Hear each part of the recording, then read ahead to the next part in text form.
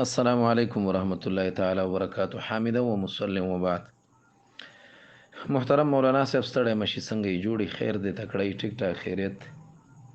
جناب مولانا صاحب محترم تاسو پوښتنه کړې د چیرې په اس ام اس یعنی په میسج چې هغه ته په افغانستان کې پیغام وای په موبایل کې څوک خپل خزې ته میسج وکي لیکلې یا ورته پیام ورولېږي او یا مطلب دا د اس ام اس ورته وکي انګریزي کې ورته اس ام اس وای نو دې سره طلاق واقع کیږي او کنه بالکل دې سره طلاق واقع کیږي.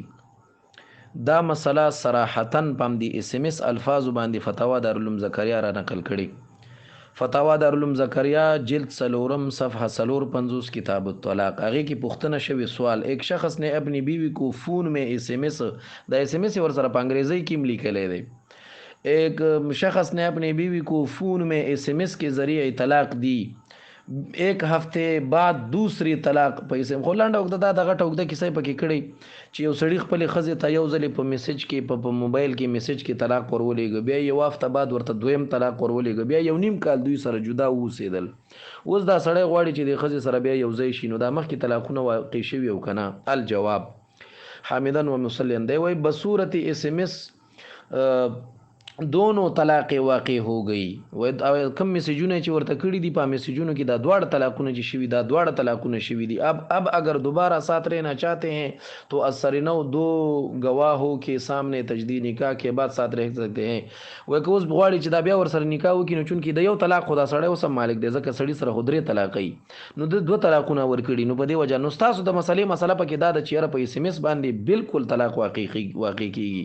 دا قرنګ دا مسله فتاوا شامیم را نقل کړي. دا مسله بعینه په دې خط او کتابت کې هغه وخت خو اس ام اس نو یعنی میسج نو خو هغه وخت خط او کتابت نو دغه کې فتاوا شامی عبارت دی ولو كتب على وجه الرساله الخطابه كان يكتب يا فلانه اذا اتاكي کتابی هذا فانت طالق نو طلقت باصول الكتابه. دا وګوره وکي وسړي چې خپل خزي ته ولیکل ورته ویل چې پلان کې چې کله زما دا خط ته ضرورت سیږي ته په ما باندې دسي نو طلقت باصول الكتابه چې څنګه دا خط ورور رسید دا خزه په طلاق ده دغه مسله بعینه د کتابت او د خط دا دغه را نقل کړي. دا فتوا عالمگیری هغه په بوګ تفصیل کړي دی چې دا خط او کتابت به خالی نه یا به مرسوم یا به غیر مرسوم بیا دواړه مستبین او غیر مستبین.